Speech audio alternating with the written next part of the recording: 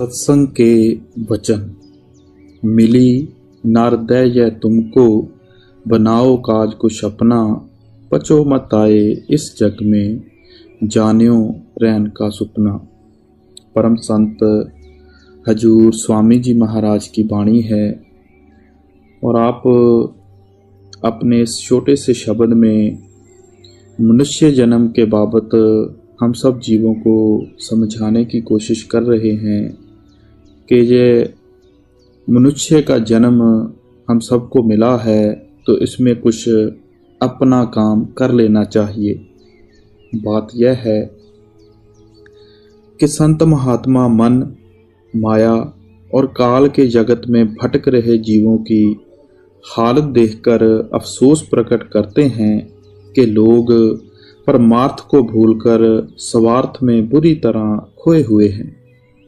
परमात्मा ने जीव को अपनी भक्ति के लिए संसार में भेजा है, लेकिन इंसान अपने कर्ता द्वारा सौंपे गए इस कार्य को भुलाकर अनेक प्रकार के मनचाहे कार्यों में लगा रहता है। गुरु नानक साहब की वाणी है, खाना पीना हंसना सोना विसर गया है मरना। खसम विसारे खुआरी कीनी, त्रिग जीवान नहीं रहना। आप दुख प्रकट करते हैं कि दुनिया के लोग इंद्रियों के भोगों और विषय विकारों में इस कदर खोए हुए हैं कि ना उन्हें अपनी मौत याद है और ना ही उनका कुल मालिक की ओर ध्यान है। वे अपना अनमोल जीवन व्यर्थ में बर्बाद कर रहे हैं। बाबा फरीद की वाणी है, फरीदा चार गवाया हंड कै, चार गवाया सम। लेखा रब मंगे सिया, तू आहों केड़े कम। आप अफसोस प्रकट करते हैं कि मनुष्य दिन के 4 पहर संसार की भागदौड़ में और रात के 4 पहर सोकर नष्ट कर देता है। जब अंत समय इससे इसके कर्मों का हिसाब मांगा जाएगा और प्रभु इससे पूछेगा कि भले मानस, तुझे संसार में किस काम के लिए भेजा गया था और तू वहां क्या करता रहा, तो इसके पास कोई जवाब नहीं होगा। स्वामी जी महाराज कहते हैं, जग में घोर अंधेरा भारी, तन में तम का भंडारा। स्वप्न जागृत दोनों देखी, भूल भलैया धर मारा। आप कहते हैं कि सारा संसार अज्ञानता के घोर अंधेरे में ठोकरें खा रहा है।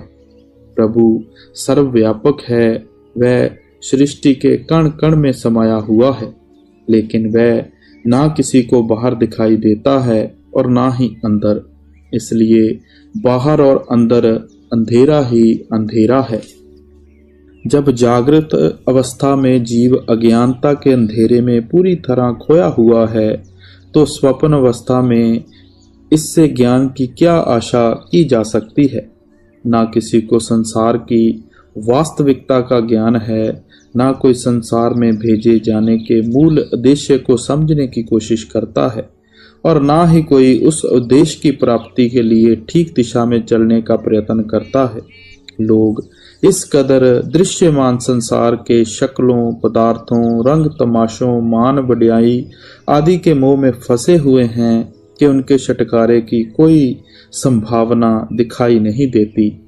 पलटू साहब की वाणी है, माया बड़ी बहादुरी, लूटी लिहा संसार। लूट लिया संसार, केहू को माने नाही। आप खबरदार करते हैं कि लोग धन दौलत, मान बढ़ाई, सुंदर शक्लों और संसार की अन्य अनेक लुभावनी चीजों की ओर बेतहाशा दौड़े चले जा रहे हैं। वे यह समझने का यत्न नहीं करते कि संसार की सब शक्लें और पदार्थ माया रूप हैं। ये शक्लें और पदार्थ बाहर से देखने में बहुत आकर्षक और आनंदमय लगते हैं, लेकिन वास्तव में यह मनुष्य के शरीर, नैतिक और आध्यात्मिक विनाश का कारण सिद्ध होते हैं। पलटू साहब अपनी वाणी के दूसरे प्रसंग में कहते हैं, माया की लहर संसार सब मगन है। खाए भर पेट भर नींद सोया, राम को नाम नहीं चेत। सपने केहा सुबग तन पाए कै वृथा खोया। संसार के सब लोग इंद्रियों के भोगों, विषयों, वकारों, मैं मेरी में बुरी तरह खोए हुए हैं। इसका प्रभु भक्ति या नाम की कमाई की तरफ भूले भटके भी ध्यान नहीं जाता। इसलिए यह सदैव इस मायावी संसार में फंसकर आवागमन की चक्की में पिसते रहे हैं और बड़े ऊंचे भाग्य से मिला मनुष्य जन्म व्यर्थ गवा देते हैं। वेद, शास्त्र, ग्रंथ आदि का कथन है कि वह मनुष्य के अंदर है, मगर जब तक पर्दा नहीं खुलता वह दौलत किस प्रकार मिले, परमात्मा कैसे मिले, इस 84 के जेल खाने से कैसे छुटकारा हो।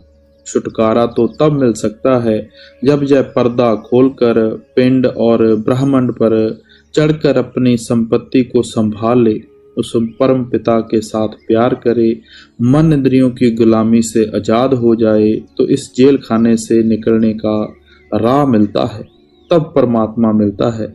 परंतु जिस प्रकार कुम्हार को हीरा मिल गया, उसे उसकी परख नहीं थी, उसने हीरे को गधे के गले में बांध दिया। इसी प्रकार इतना उत्तम मनुष्य जन्म पाकर भी लोग उसकी कदर नहीं करते और उसे व्यर्थ के कर्मों में, व्यर्थ के कामों में उलझाकर खो देते हैं।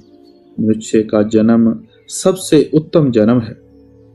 देवी देवता भी इसे तरसते हैं, परंतु यह इसकी कदर नहीं करता, बल्कि विषय, वकारों, पापों, झगड़ों तथा अन्य धंधों में खो जाता है, अपने आप को नहीं पहचानता।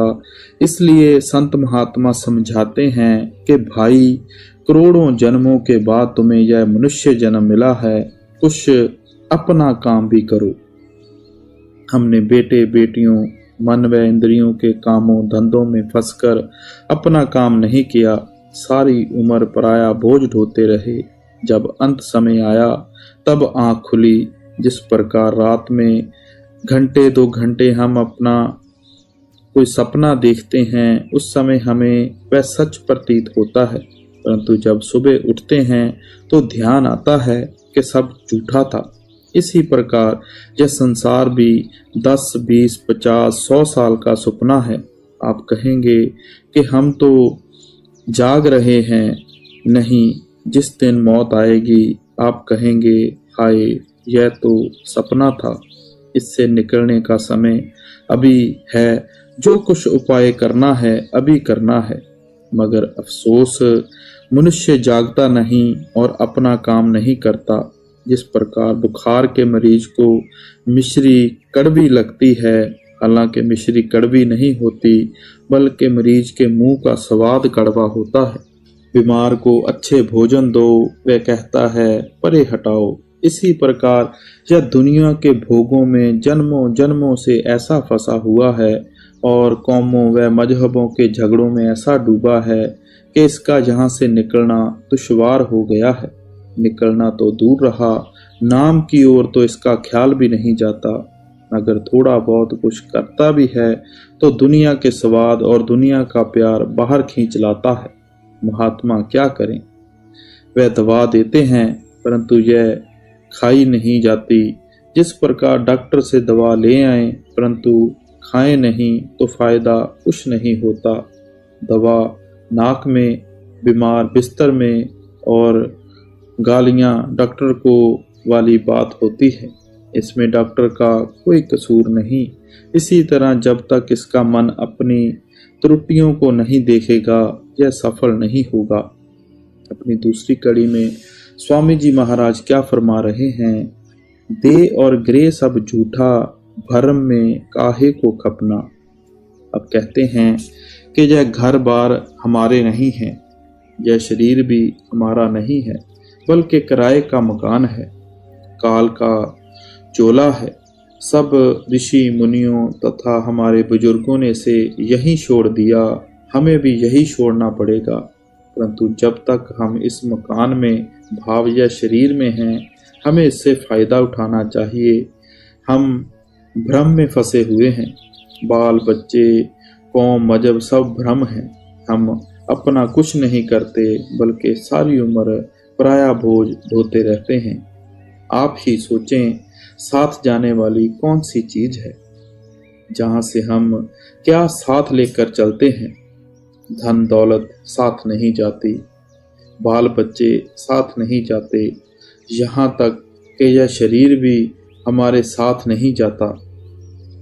साथ जाने वाली केवल दो चीजें हैं, एक सतगुर और दूसरा शब्द धुन। परंतु हमारा इन दोनों के साथ प्यार नहीं, फिर संभाले कौन? तो आगे बताते हैं, जीव सब लोभ में भूले, काल से कोई नहीं बचना। अब खबरदार करते हैं कि सारा संसार काम, क्रोध, लोभ, मोह और अहंकार में फंसा हुआ है।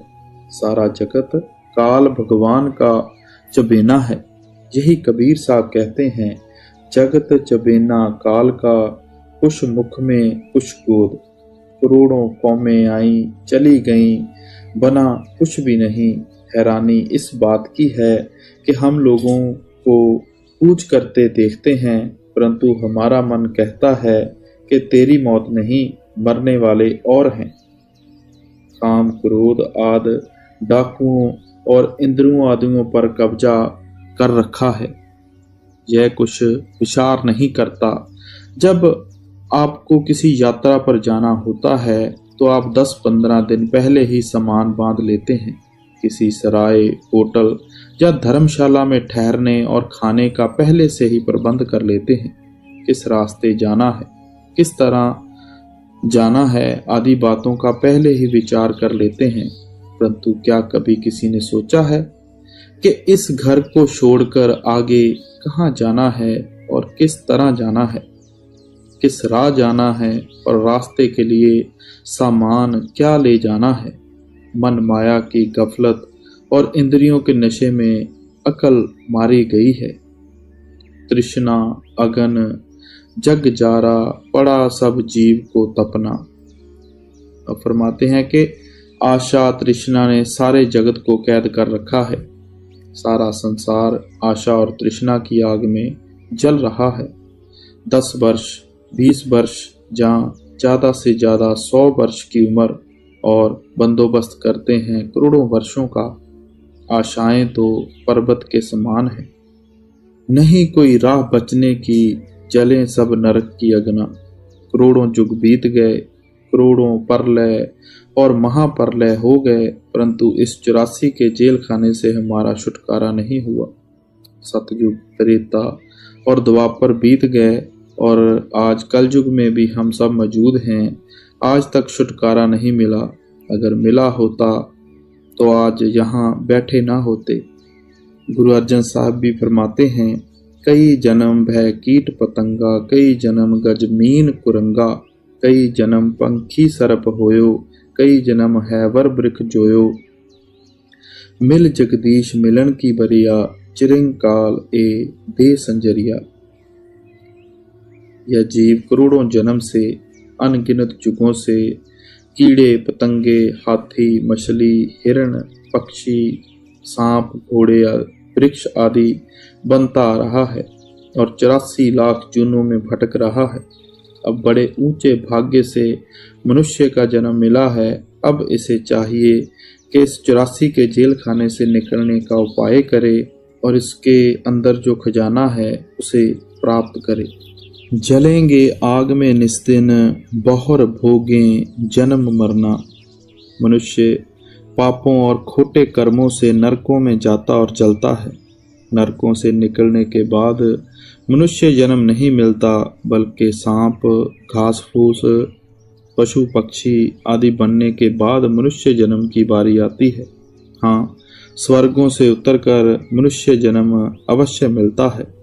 आप जरा 84 लाख योनियों का हिसाब लगा कर देखें। हमारे वेद शास्त्र तथा पूर्ण महात्मा कहते हैं कि इस 84 लाख योनियों में भटकने की अवधि का तो अनुमान भी नहीं लगाया जा सकता। यह तो कई युगों में पूरी होती है। अगर 10 वर्ष का अनुमान करें, परंतु यह अनुमान ठीक नहीं है, तो मनुष्य जन्म की बारी आने में 8 करोड़ 40 लाख वर्ष लगते हैं। किसी किसी जून की उम्र बहुत ज्यादा है। जंगलों के अफसर किसी किसी पेड़ की उम्र 300-300 वर्ष भी बताते हैं। मनुष्य की उम्र 50 या 60 वर्ष है। अगर करोड़ों वर्ष दुख उठाकर 50 या 60 वर्ष मनुष्य का जन्म भोगा भी, तो फिर करोड़ों वर्ष नरकों में तथा निचली जूनों में काटने पड़े। यह तो इसी प्रकार है जैसे किसी को सारा दिन आग में और सिर्फ 1 मिनट के लिए पानी में खड़ा कर दिया जाए। इस बात को कोई स्वीकार नहीं करता, नहीं मानता, पर यह हमारे साथ बीत रही है और मनुष्य जन्म के चंद वर्षों बाद जुगों तक 84 के कष्ट पा रहे हैं। भटकते व फिरे खानी, नहीं कुछ ठीक उन लगना। अलग अलग खानियों और जोनियों में आत्मा करोड़ों वर्षों तक भटकती रहती है। काल के इस चक्कर से देवी देवता भी नहीं बच सकते, उन्हें भी 84 में भटकना पड़ता है। काल का यह चक्कर बड़ा भयंकर है और हमारी क्या हस्ती है। हम विचार नहीं करते, अगर विचार करें तो रूह कांप जाती है। क्या कहूँ दुखन व भोगें, कहन में आ नहीं सकना। अब कहते हैं कि जीवों को 84 लाख जोनियों में जो जो दुख होता है उसका वर्णन नहीं हो सकता। आप जरा विचार करके देखें, हजारों गायें रोज कत्ल हो जाती हैं, वे चिल्लाती हैं मगर उनकी पुकार कोई नहीं सुनता। वे किसकी अदालत में दावा करें, कौन सुने। लाखों बकरियां मिमियाती रहती हैं, उनके गले काट दिए जाते हैं। मुर्गियों की गर्दन मरोड़ दी जाती है, वे चीखती हैं पर कौन सुनता है। किसी समय यह भी मनुष्य रहे होंगे, हो सकता है आप व हमसे भी अच्छे मनुष्य रहे हों, सेठ साहूकार या बादशाह रहे हों, परंतु कर्मों के चक्कर में आकर इस समय मुर्गियां बकरियां बने हुए हैं। उनकी फरियाद को आज कौन सा मैजिस्ट्रेट सुनता है, कोई भी नहीं। आधी रात को किसान भूखे प्यासे बैलों को हलों में जोत देते हैं, वे थक कर बैठ जाते हैं तो किसान डंडे मारते हैं। अगर वे फिर भी नहीं उठते तो उन्हें लोहे की आर से मारा जाता है। कोई कोई बैल तो इतने थक जाते हैं कि आर से भी नहीं उठते। मैंने अपनी आंखों से देखा है कि रस्सी से उनका मुंह बांध देते हैं, जब सांस रुकता है तो उठ जाते हैं। क्या यह सुख है? मैंने पहाड़ों में खुद देखा है कि ऊंट लादे जाते हैं, चढ़ाई का सफर है। गोरे सारबान से कहते हैं कि जल्दी करो।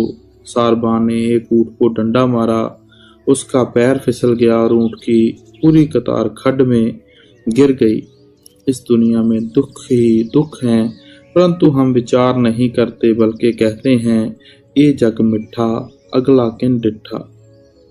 अगर कुछ सुख है तो मनुष्य जन्म में है, परंतु अगर आप अच्छी तरह विचार करके देखें तो पता लगेगा कि मनुष्य जन्म में कोई भी सुखी नहीं है, बल्कि किसी को कर्ज का दुख है, किसी को बीमारी का, किसी को मुकदमे का, किसी की कन्या विधवा है, किसी की पुत्र वधू विधवा है, किसी के बाल बच्चों का दुख है, किसी को कोई दुख और किसी को कोई दुख है।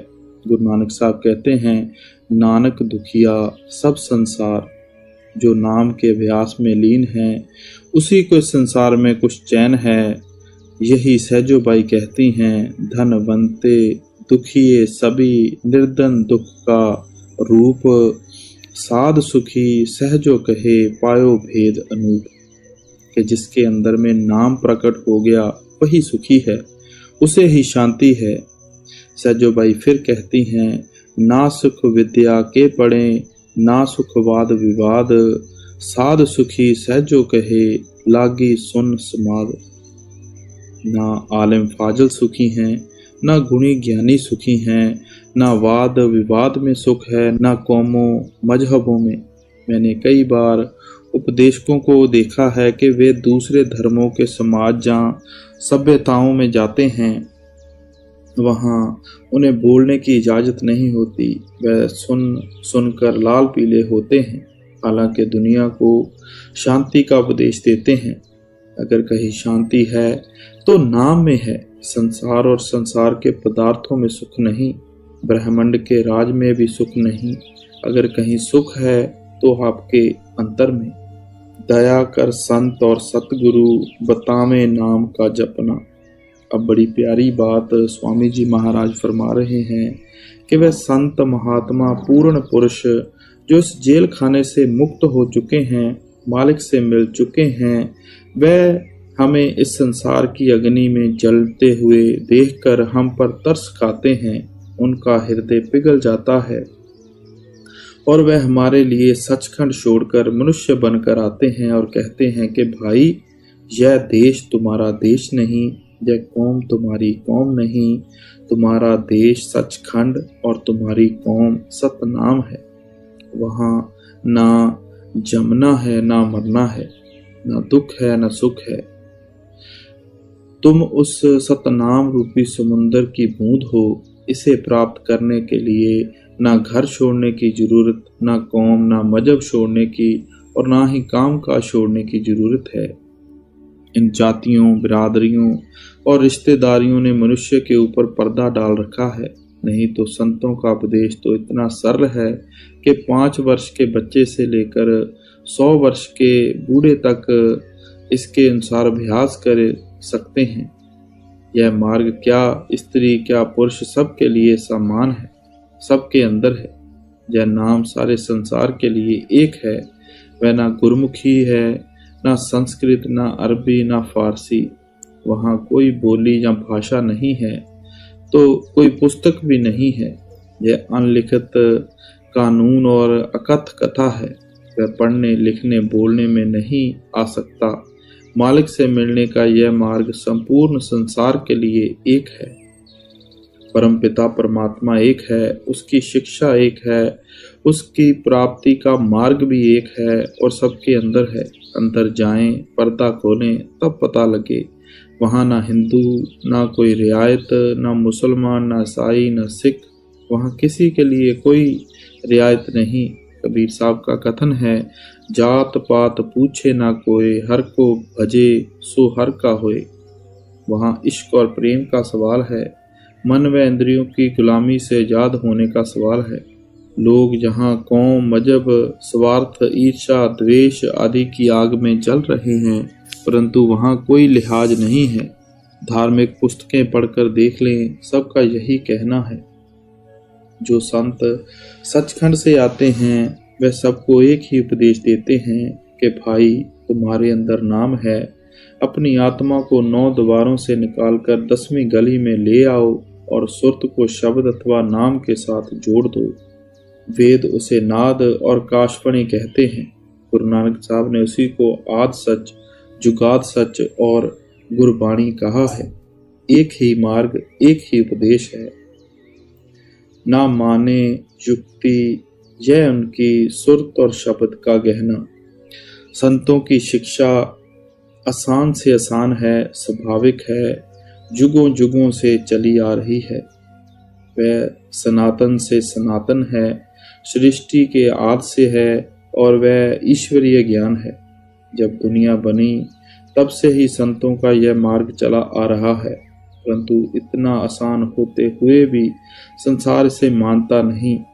मन इंद्रियों के नशे मनुष्य को नाम नहीं लेने देते, खोटे कर्म उसे ऊपर नहीं जाने देते। कबीर साहब कहते हैं, कबीर पापी भगत ना भवेई, हर पूजा ना सहाय, माखी चंदन पर हरे, यह विगंध तह जाए। पापी पुरुषों को उनके पाप नाम की ओर नहीं जाने देते। जिस प्रकार मक्खी चंदन, कस्तूरी, मुश्क कपूर आदि पर नहीं बैठती, बल्कि सारा दिन गंदगी पर भिन्न भिन्न करती रहती है, यही मनुष्य का हाल है। संत महात्मा चाहते हैं कि सबको इस संसार के जाल से निकाल लें, परंतु लोग उनका कहना नहीं मानते। मोरी के कीड़े को बाग की खुशबू का पता नहीं होता। हम दुनिया के भोगों की अग्नि में जले हुए हैं। हमें पता नहीं कि हमारे अंदर रूहानी मंडलों में कितनी शांति है। संत कहते हैं, पर हम उनकी बात पर विश्वास नहीं करते। आत्मा भी अंदर है, शब्द भी अंदर है, बाहर से कुछ भी लाने की जरूरत नहीं, सिर्फ अंतर में आत्मा और शब्द का मिलाप करना है। बिना सतगुर बिना करनी, छूटे नहीं खान का फिरना। सब ऋषि मुनियों फकीरों का एक ही विचार है कि जब तक पूरा गुरु मार्ग प्रदान ना करे और मनुष्य अभ्यास ना करे, अंदर पर्दा नहीं खुलता और जन्म मरण समाप्त नहीं होता। सीधा हिसाब है, जब तक जीते जी नहीं मरते काम नहीं बनता। हम अल्लाह, परमेश्वर आदि लफ्जों को नाम समझते हैं, परंतु लफ्ज नाम नहीं। दुनिया लफ्जों में ही उलझ कर रह गई। लफ्ज सिर्फ आत्मा को नाम के साथ जोड़ने के लिए हैं, समझाने बुझाने के लिए हैं। गुरु अंगद साहब फरमाते हैं, अखीं बाजों वेखना बिन कन्ना सुनना, पैरां बाजों चलना बिन हत्थां करना, जीबे बाजों बोलना यूं जीवत मरना, नानक हुक्म पछाण के तो खसमे मिलना। आँखों का विषय नहीं है। ये आँखें और कान वहाँ काम नहीं करते, ये आँखें और ही हैं।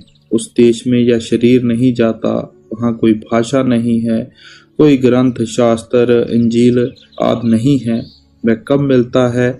जब यह जीते जी मरे, अर्थात दोनों आँखों तक आए, 9 द्वारों को छोड़कर पिंड से निकलकर अंड में आ जाए। जब तक यह जीते जी नहीं मरता, चाहे किसी भी जात या धर्म में क्यों ना हो, नाम नहीं मिलता। वह हुक्म है, अमरे रब्बी है, हर एक के अंदर है, वह नाम है। मुसलमान फकीर भी यही कहते हैं, बनामे ऊ के ऊ नाम नदारद, बहर नामे के खानी सर बरादर। उसका कोई नाम नहीं, वह अनामी है, सबका सहायक है, परंतु जब तक आत्मा उस नाम का स्वाद नहीं लेती, इस 84 के जेल खाने से नहीं निकल सकती। जितने भी संत महात्मा 9 द्वारों को खाली करके 10वीं गली में गए और शब्द के मार्ग से खंडों ब्रह्मंडों को पार कर गए, उन सब का एक ही उद्देश्य, एक ही मार्ग है। चाहे वह हिंदू हो, चाहे मुसलमान या किसी और धर्म जाति का क्यों ना हो, जो महात्मा 9 द्वारों, 6 चक्रों तथा मन व बुद्धि के दायरों में रहे, उनकी बात हम नहीं कर सकते। जब तक सतगुरु नहीं मिलता, मनुष्य अभ्यास करके 9 द्वारों को खाली करके 10वीं गली में नहीं आता, और तब तक आत्मा नाम के साथ नहीं जुड़ सकती। चाहे बाहर वह कितना ही नाम का जाप करता रहे, लफ्जों के झगड़े जब तक अंदर नहीं जाते तब तक ही हैं। जब आत्मा अंदर नाम से जुड़ जाती है, तब कोई झगड़ा नहीं रहता। सतगुरु के मिल जाने पर, नाम के साथ आत्मा के जुड़ जाने पर, आप उस कुल मालिक को चाहे अल्लाह कहें, रब कहें, परमेश्वर, गिरधारी, मुरारी कहें, वाहिगुरु कहें, या और किसी नाम से पुकारें, कोई आपत्ति नहीं होती। कहाँ लग मैं कहूँ उनको, कोई नहीं मानता कहना। महात्मा हार हार कर चले जाते हैं। वह चाहते हैं कि सबको यहाँ से निकाल ले जाएं, लेकिन हम भेड़ों के झुंड के समान लौट लौट के भवसागर में डूबते जाते हैं, दुख सहते हैं। संत बेटे बेटियों जात बरादरी नहीं छुड़वाते, बल्कि कहते हैं कि भाई तेरे अंदर नाम है, सच है, रोज 2-4 घंटे उसके साथ जुड़ने का अभ्यास कर। पर हम उनकी बात को नहीं मानते, क्योंकि हमें काम, क्रोध आदि विकारों, दुनिया के भोगों और बाल बच्चों के मोह ने पागल कर रखा है। महात्मा के वचन हम नहीं मानते। वह संसार रूपी जेल खाने से निकालने के लिए आते हैं, परंतु दुनिया उनको तकलीफ देती है। हुए मनमुख फिरे दुख में, वचन गुरु का नहीं माना, तो जामे आपको जग में, गुरु की सेव नहीं करना। सतगुरु चाहते हैं कि सबको ले चलें। लोग दुनिया के दुख सहते हैं, 84 के कष्ट सह लेते हैं, परंतु उस ओर नहीं जाते। हमारे ऐब पाप हमें उस ओर नहीं जाने देते। जिस तरह खजाने के सांप के बारे में कहते हैं कि जब तक सांप नहीं मरता, खजाना नहीं मिलता। हमारे अंदर करोड़ों खजाने, अपार संपत्ति, खंड ब्रह्मांड हैं। खुदा अंदर है, परंतु अंतर में मन रूपी सांप बैठा हुआ है। उसके जहर के नशे में हर एक जीव चाहता है कि गुरु मेरे कहने में चले, अर्थात गुरु मेरे अधीन रहे। अगर गुरु शिष्य की इच्छा में चले तो शिष्य करोड़ों वर्षों में भी अंदर नहीं जा सकता। अगर शिक्षक विद्यार्थी की मर्जी में चले तो विद्यार्थी शिक्षा ग्रहण नहीं कर सकता। शिष्य अपनी मर्जी छोड़कर गुरु के आदेश में चलेगा तो अंदर जाएगा, परंतु मन उसे अंदर नहीं जाने देता। फिक्र नहीं जीव का अपने, पड़ेगा नरक में फुकना। इस समय बेसुधी के नशे में मनुष्य को अपनी लाभ हानि की चिंता नहीं, उसे विश्वास नहीं कि मेरा कभी हिसाब होगा। हालांकि सब धर्म पुस्तकें कहती हैं कि कर्मों का हिसाब चुकाना होगा। गुरु नानक साहब कहते हैं कि एक एक ग्रास का लेखा देना पड़ेगा, परंतु यह कहता है ये जग मिठा, अगला किन डिठा, अंधा हो रहा है। गुरु अमरदास साहब कहते हैं माया तारी अत अन्ना बोला, शब्द न सुनी वह रोल गचोला। और अंत में अपनी करतूतों के कारण जीव नरक में जाता है। कहते हैं कि मैंने तुम्हारे फायदे की बात कह दी है, सोच विचार कर इसे ग्रहण कर लो, नहीं तो तुम्हारी मर्जी। सो गुरु प्यारी साध संगत जी, आज का बड़ा ही महत्वपूर्ण सत्संग हम सब ने श्रवण किया, जिसमें गुरु साहब ने हमें समझाने की कोशिश की है कि हमें कुछ अपना काम करना चाहिए। हम रोज पराया बोझ ढोते हैं, पराये काम करते हैं। अपना काम जो हमें गुरु ने दिया है वो है भजन, बंदगी, सिमरन। हमें वो करना चाहिए। दिन को टाइम मिले, रात को टाइम मिले, बात यह है कि जब भी टाइम मिले हमें भजन सिमरन करना चाहिए और गुरु से बातें करनी चाहिए। राधा स्वामी जी।